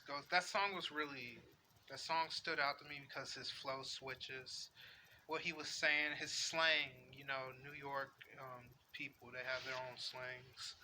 And I love their slangs. I use a lot of East Coast slang in my music too, despite the fact that I'm from the South. Yeah, I mean, that's okay, because really the East Coast, for the longest, in the beginning of the East Coast, before the South, actually took hold, it was anyone from, yeah, down there. So, I mean, it's still, integral, because, Atlanta rappers will all, they might beef with some Philly rappers, but they also feature some Philly rappers, because yeah. it's that, You might see like some new Philly people. Meek Mill on the track with an Atlanta person or something like that. yeah. But yeah, Ghostface, his song One stands out to me. Motherless Child stands out to me. Mm-hmm. All That I Got Is You stands out to me. That's a very deep track about like his upbringings and stuff. His mom being a single parent, his brothers that were disabled that he had to take care of growing up. They were in wheelchairs, and he was being the oldest, had to take care of them. Some days he ain't have food on the table with his siblings and stuff like that. So I'm like, you really can feel what he's saying, and it has a very soulful sample to it. That's a good song. His song Nutmeg is pretty good with RZA. The first song on Supreme Clientele. I like Stroke of Death. A lot of people, the beat is ungodly on their ears because it's just a vinyl getting scratch back in reverse, but I like the beat. Yeah, I would say Ghostface just really stands out to me. For Nas, I would say the track I go back to the most is "Take It in Blood." Just what stood out to me the most on that song was also his flow. A lot of people say he's not really talking about anything in that particular track, and he's not. It's just him talking shit. But how he's flowing it is really good to me. Like he says, in one line he says, I'm trying to remember. What Nas said. I'll come back to it. I had another question. Not trying to cut you off. Yeah. But how do you feel like about children, and like how do you feel the culture has affected the youth coming up? The culture? I mean, just like society itself. How society has interplayed, how music has interplayed in, people getting older, and how, the morals of, the lay of the land. I feel like... And more so, how would you feel? How do you want to affect it? What do you want to see from the people that are coming after you? How would I feel? Because here on the podcast, we are proud founders and fundraisers of the Fuck Them Kids Foundation. Let's see. Because fuck them, man. Financially unify children. Yeah. So you're saying how I think the music influences the children of the day? Yeah. Really depends on what artist the child gets a hold of, first off. say for instance, an example, a little girl gets a hold of someone like who's a very powerful female singer who or a rapper, female. They get a hold of someone like let's say for instance, I'm gonna use Rhapsody in this thing. The little girl is probably gonna learn, that she's a strong woman, that she is gonna have respect for herself growing up as a woman and stuff like that. But say for instance a little girl gets a hold of someone like per se Doja Cat or some shit like that. She's gonna think, oh, it's cool to be bouncing my ass when I get older or some shit like that. Same instance with little boys. Let's say they listen to someone like we're gonna go with.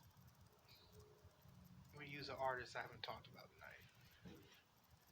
We're gonna go with who's really influential. I'm gonna go Will with my boy Smith. Will Smith. Yeah, Will Smith's a very positive rapper. Will Smith, man never said a single curse word in any of his music. Very positive. And he's still the biggest name to ever come out of rap. And his music's still good, too. Exactly, man. Even though some of the movies sucked ass, like Wild Wild West, the song Wild Wild West kicks ass. Yeah. Because it's Will Smith. And the track Will by Joyner. Isn't Will on a remix? No. There's Will, which is on the ADHD album. Yeah, the regular and song. And then there's the remix, which it's Will. Yeah. I mean, I've heard that. That is another Joyner song I've heard. That is excellent. That's been the most played song of the year. Well, according to Spotify at least. Yeah. Yeah, Will Smith would be good. A little boy's gonna see, he can be himself, have fun, be confident in who he is. Like he literally tells kids, listen to your motherfucking parents. Yeah, listen to your parents, But let's say they listen to someone like goddamn little anybody, so-and-so, little anyone. Little so-and-so, when I get older, I'm going to go out there and be a little thug. Butterfly doors or some bullshit like that. Oh, Little Pump? Yeah, like fucking garbage. Shit. I've seen the music video. God. The visuals are pretty, but the song's shit. Yeah, but I mean, no, like anybody, like any type of like the little fucking. Yeah. I mean. There's a few good Little Wayne, Little Kim. Well, yes, but I'm more like, let's be honest, do we want our kids becoming Little Wayne? Motherfucking going to the hospital 5 different times for fucking drinking lean, knowing that he doesn't have to drink lean no more. He can buy the most expensive. It depends on what era Little Wayne we're talking about.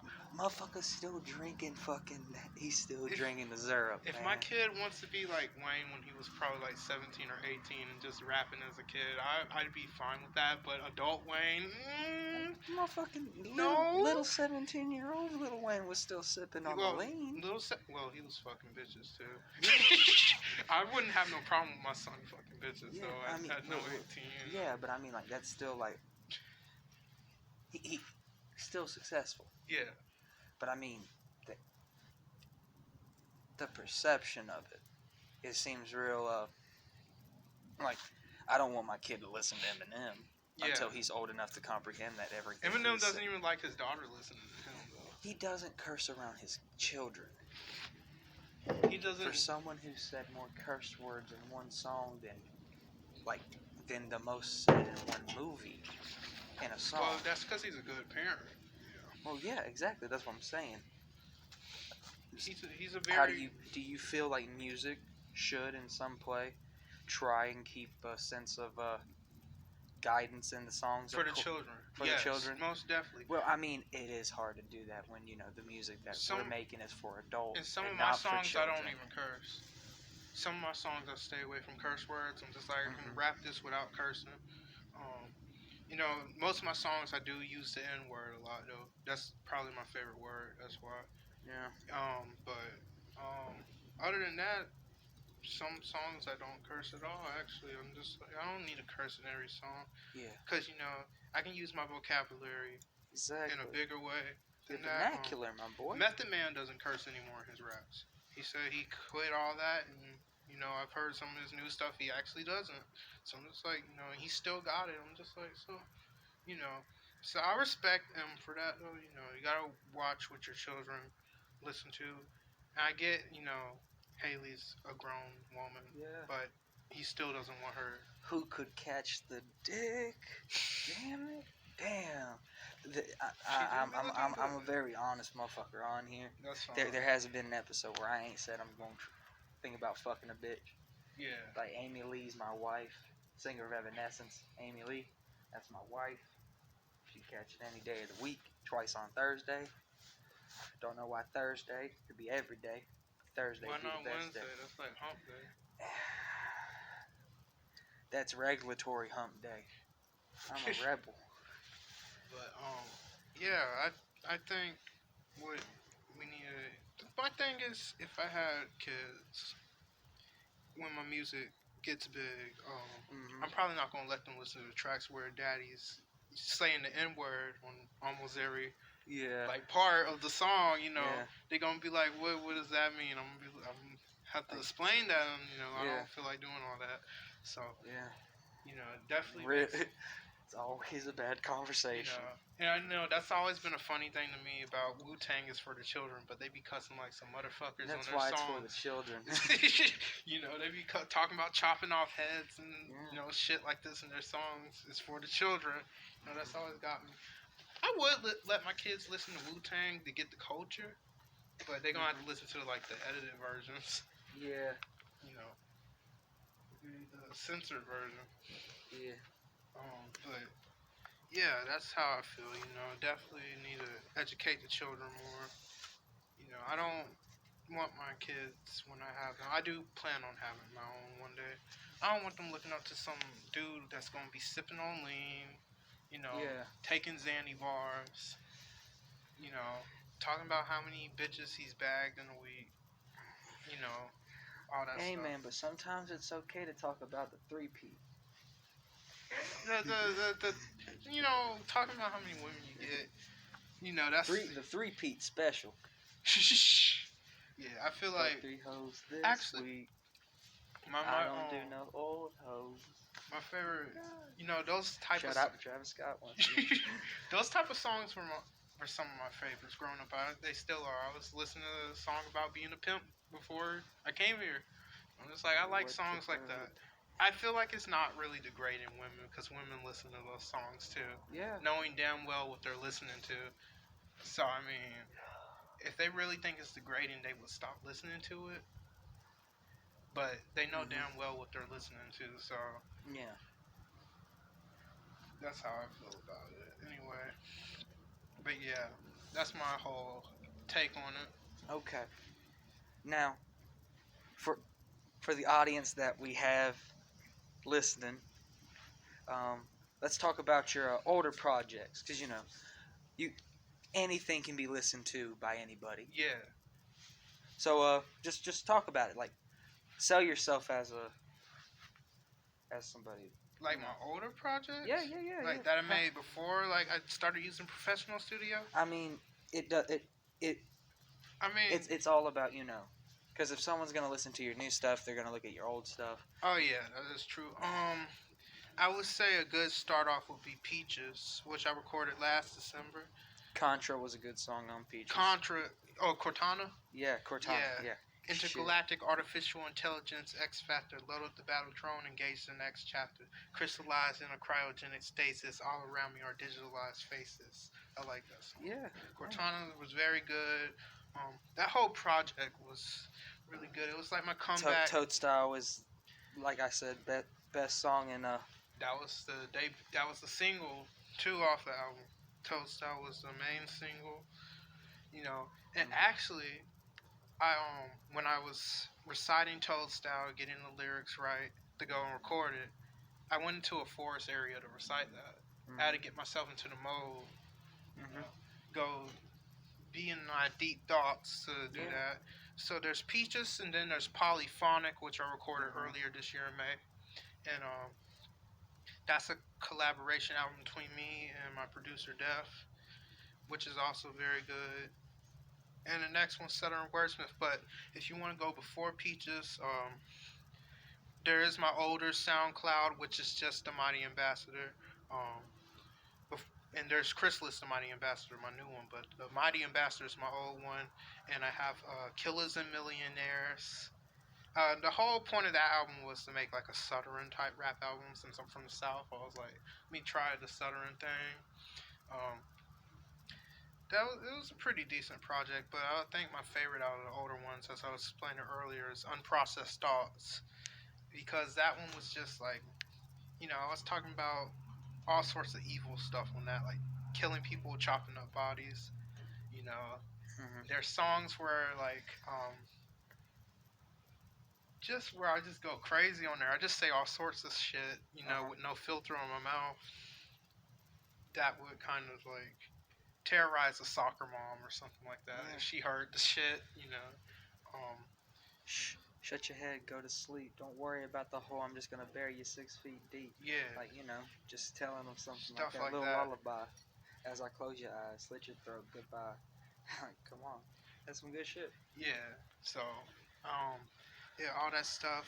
And then there's me and my rap group have been trying to work on our album, the Guild album, for a while now. We have 2 songs out. There's Jet Set Ronnie and Aspirations of a Poet, and y'all can look that up on SoundCloud. Both of them will be on there. I would say listen to Jet Set Ronnie first. We're trying to get a video made for that right now, because that is definitely a great song. And if you like Jet Set Radio, the video game and stuff like that, you'll enjoy the song.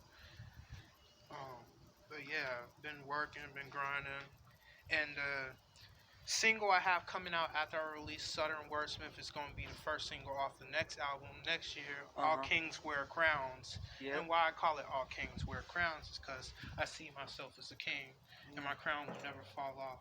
So, All Kings Wear Crowns. The first single off that's going to be called Time Bomb. And Time Bomb is basically a song about a night in the club, and it's crazy. I have a bar on there about a hooker popping pills in the club. Yeah.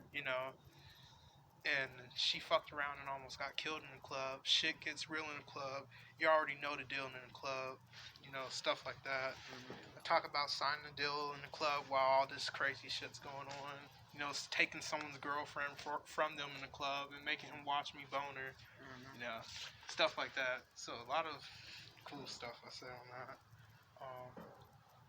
But yeah, I'm gonna have a lot more topics on that one.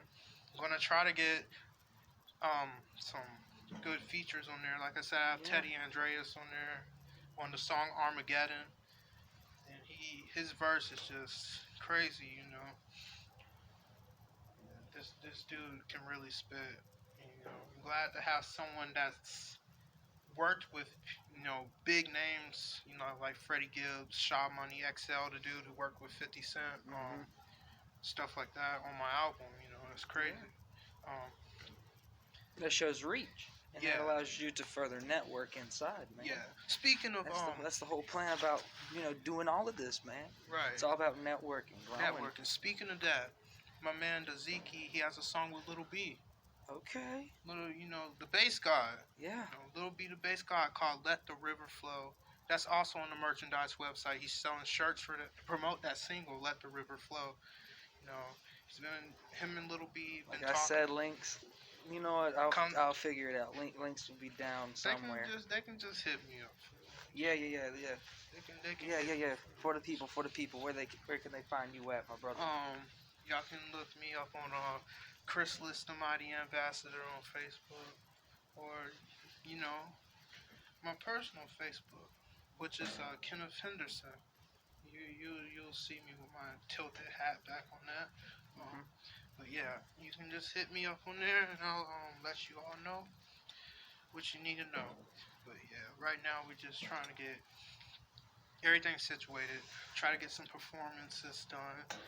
I never did a show before, and I really want to. I'm really confident in myself if I get in front of people to do a show. It's all about pumping yourself up. It's all about stepping on that motherfucking stage, looking at motherfuckers in the motherfucking eye, and letting them know that you the motherfucker with the biggest dick. Oh yeah, I came here to do this shit. It's all about killing my motherfucking dick is an anaconda in this shit when I'm on that stage. Yeah, so that's what I'm saying. You gotta come in there. Come on that bitch. Because if As you give as a comedian, Yeah. comedians have to deal with a lot of shit that y'all do. If y'all say something that's ass, they they gon' look they at you gon' like fuck you. let you know you Yeah, ass. exactly. You know? If I look at a motherfucker and I'm like, yeah, y'all ever be just burning your fucking dick, like just saying Yeah. crazy shit, and then you have someone that should be fucking crazy. Right.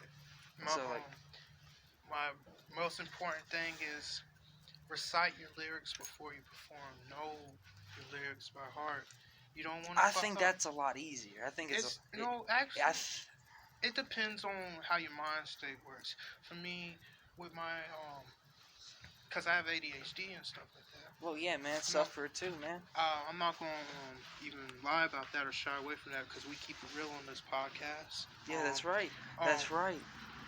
Keep it my- raw and real, my 100%. Word. Light up and listen. My ADHD makes it hard for me to like memorize lyrics sometimes, so I have to keep on repeating it until I get it. You know, I'm not gonna fuck with no ADHD meds. I don't trust meds. They have all the side effects and shit. Man, that's the reason why I got man titties, dog. Is because of the medicine. Yeah, that shit. Don't do that shit. It's side effects and shit you don't want. So yeah, something I'm just gonna have to deal with. But really, I'm getting better at reciting my own lyrics and stuff. So I know Toad Style Heart for Heart. I know Cortana Heart for Heart. I know Excitement Heart for Heart. One of my newer songs that's gonna be on Southern Wordsmith. Starting to learn most of my songs heart for heart. Like starting to learn them by heart, which is good. Hopefully things will get cracking. Yeah. Next year. Next year I told them it's gonna be my year. Oh yeah. Yeah. I mean, 2020 was the year of the fat. Yeah. We had a lot of cool people come out in 2020 though. And I'm gonna be saying that I'm looking forward to all the things that's gonna come out of you, man. Oh yeah, thanks, man. I appreciate it. I'm working hard on it. Hell yeah. Working hard on my craft. Working hard on what I want to say. I'm gonna make sure everything I write good content. We're all supporters on here. We have a special sometimes guest. His name's McSlab. He's probably he's the busiest man in Augusta. He literally knows everybody. McSlab. And I'll be honest with you, he's probably the best freestyler I've ever seen. McSlab. I gotta hear him freestyle now. He's never been in the booth, but he's been doing it since he was 14. He ain't never been in the booth. He's been doing it since he was 14. Tell him we can get him in the booth for All Kings Wear Crowns. I'm open to all sorts of features. Exactly. Anyone that wants to get a feature on All Kings Wear Crowns, free game. And see, I know that he's like a little jolt. It's like when you have a can of Coke. Yeah. And you pour a little bit of Jack in that bitch. He's the Jack. Word. Like he's crazy good. I was hoping he was going to show up because he wanted to actually talk to you about that. Word. He wanted to I do a little freestyle with him. Yeah, I freestyle pretty good too. And I was also going to be like, I need to talk to you about it. Yeah. Yeah, definitely. I take freestyling very seriously. Actually, I'm not a good freestyler. I have to sit down and grab a pen type of person. I'm as long as I know what I want to say off the top of my head, I can say it. I'll freestyle anywhere pretty much. It's also helped me with when I write too. When I freestyle, sometimes when I freestyle something, I'll say that's too hot to forget. Let me write that down. See that's what I'll end up doing. Like I'll be like just like walking to work and I'll just like and then I'll like have to stop, write it. Yeah, right. And then just keep going. That's if it's a hot bar that comes out of my head, I'm keeping that. I'm like, I'm not finna let that go to waste. Like, it's something. The weirdest thing is when I'm at work, It always happens when I'm at work. I'll get the hottest bars in my head when I'm at work. Yeah, man. I'll be doing the fucking dishes, man. I'll be, and I'll spit out like 10 fucking bars about how I'm about to fucking choke this bitch, and Yeah. like make sure that her fingerprints ain't gonna be seen or found or anything like that. And then I'd be like, what the fuck did I just say? Word. Cause I mean, work, man. But yeah, I mean, I can kick a little freestyle, though. Yeah. Yeah, I mean, I don't mind. Hey, yo. This is Krysalis, the wicked gangster of the mist. I come as deadly as a snake hiss, so don't try to diss this. Do fly and raw with my gritty style. You know I'm wild, I'm an ill Philly child. But you already know how I kicks a style. I keep my Timbs on my feet with a dope smile. Plus, your shawty, she's on my dick. She likes when I do it from the back. Back shots, I hit it with the back shots like we in crack spots with fiends. You already know how I do it, I get mean. On the streets, we smoking Getty Green. You already know what that means. We don't sip lean, we ain't no drug poppers. But you already know I run from the coppers, crime stoppers. Never fuck with Jakes, they snakes. They lock my brothers up in iron gates. Plus, I flip styles, I'm wicked. Plus, go get your meal ticket. You can't kick it. With a dope brother like Krysalis. I'm vicious like a Power Ranger. Plus, I'm stranger than them things that you slang out there in the streets. Call that cocaine. Put a spark to your goddamn brain. I bring the pain like Method Man. I got a plan to wrap the whole game in saran. Straight up. Like that. That was really good. That was really fucking good. Yeah, but, I just be stuff that comes to my head, I can just say it and get it out. Even sometimes even this shit doesn't really make sense. Well, I mean, does anything make sense, man? Nothing does, man.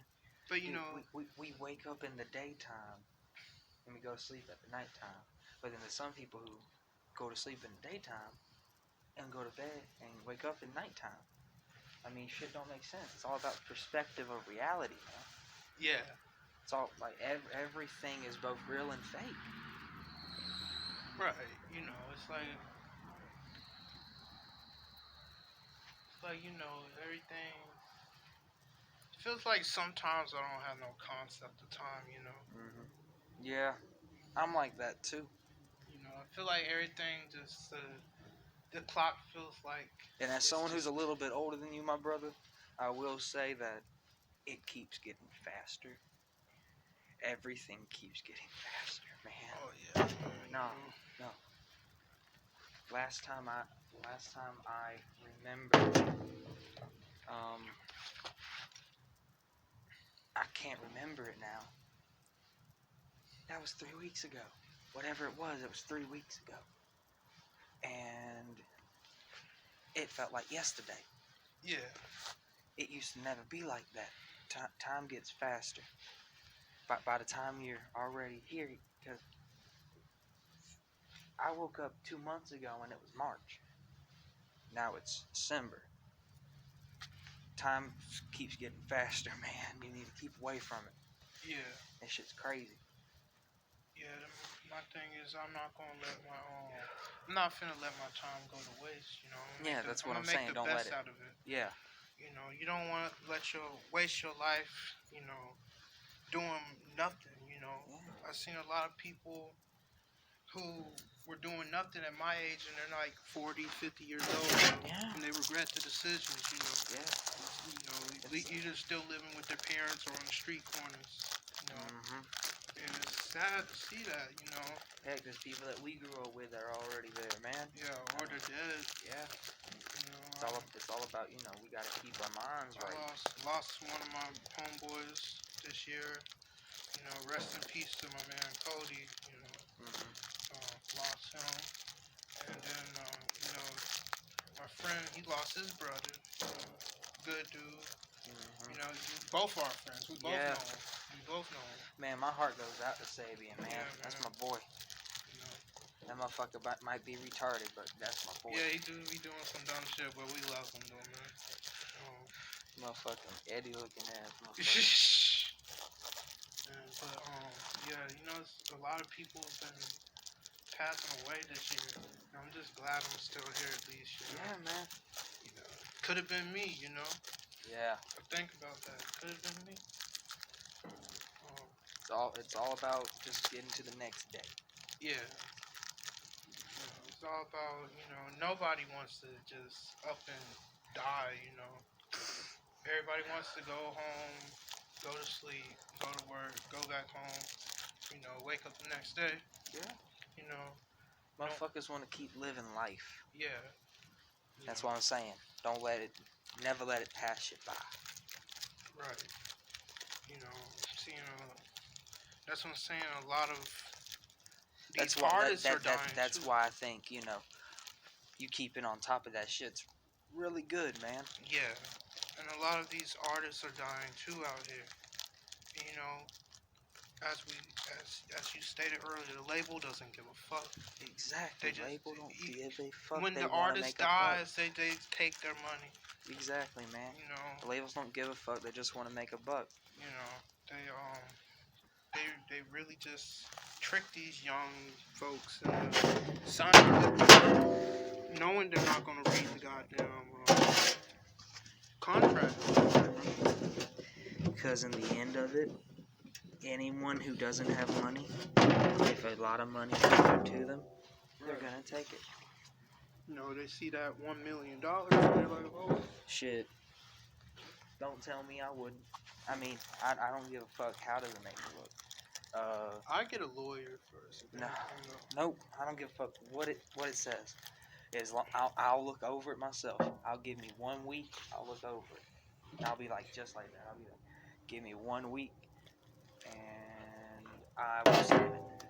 Read through it. If I like what you're saying. No.